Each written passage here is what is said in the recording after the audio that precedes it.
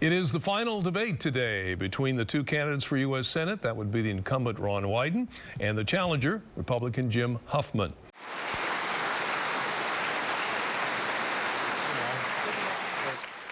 I don't care if you're a Democrat, a Republican, or an independent. We are all part of Oregon, and everybody here wants to make our state a better place.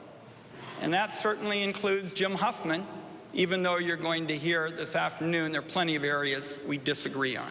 The big thing that I want to see done, Jeff, that will create more choice and competition is to use a provision that is in the final law. It is really copied after my bipartisan bill that would allow Oregon and any other innovative state to go out and get a waiver and create its own approach. What we need is a bipartisan approach that's going to grow the economy. And I don't quote the Heritage Foundation every single day, but Jim's former employer there said that my bill would increase the economy by 2 million new jobs. That's 2 million new jobs per year.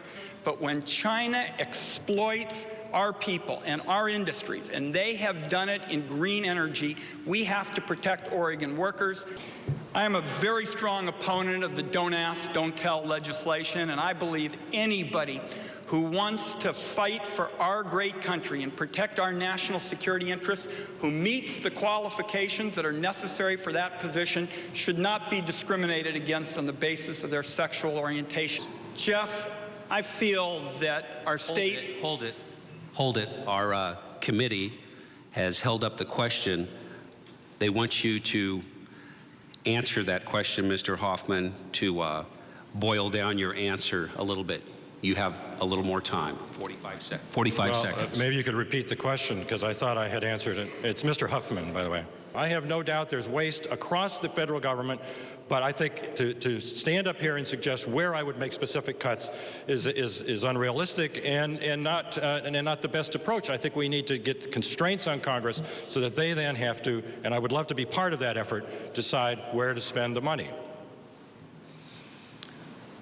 Oh, they would like you to answer the question again. You avoid any reference to the votes you have taken on the stimulus bill, the health care bill, and your position on cap and trade. Why are you unwilling to defend these policies and the impact they have on every single Oregonian?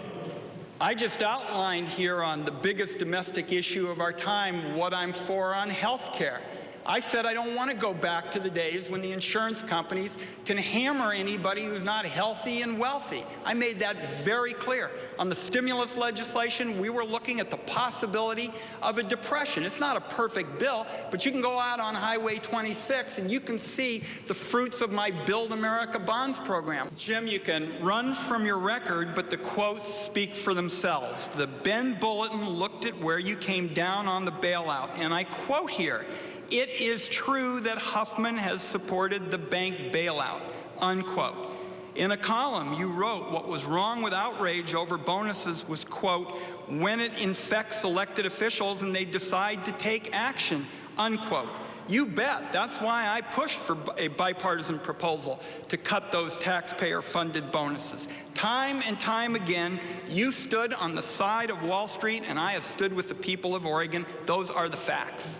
And while I was bringing together timber companies and conservationists, achieving the first major forest compromise in Oregon in 30 years, Mr. Huffman devoted time and resources to tearing the effort down, including last night making it up that the American Forest Resources Council, the premier timber group, opposed our efforts.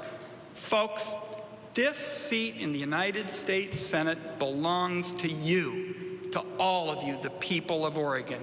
If you honor me with your vote, no one is going to work harder to bring people together and find the solutions that work for our state.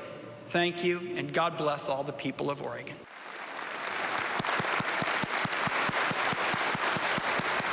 So you've got a few points for both of them. Was there a winner, or is this a draw?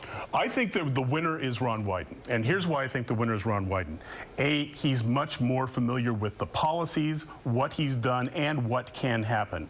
Huffman is very good on kind of the overall issues that are out there, but it's how you make things happen in the U.S. Senate. You remember, in the Senate, even though we're voting for these people, probably based on how we feel about Barack Obama, in the Senate, you've got to get either 51 votes or you've got to get 60 votes to beat the filibuster. Ron Wyden gave the evidence he knows how to do that.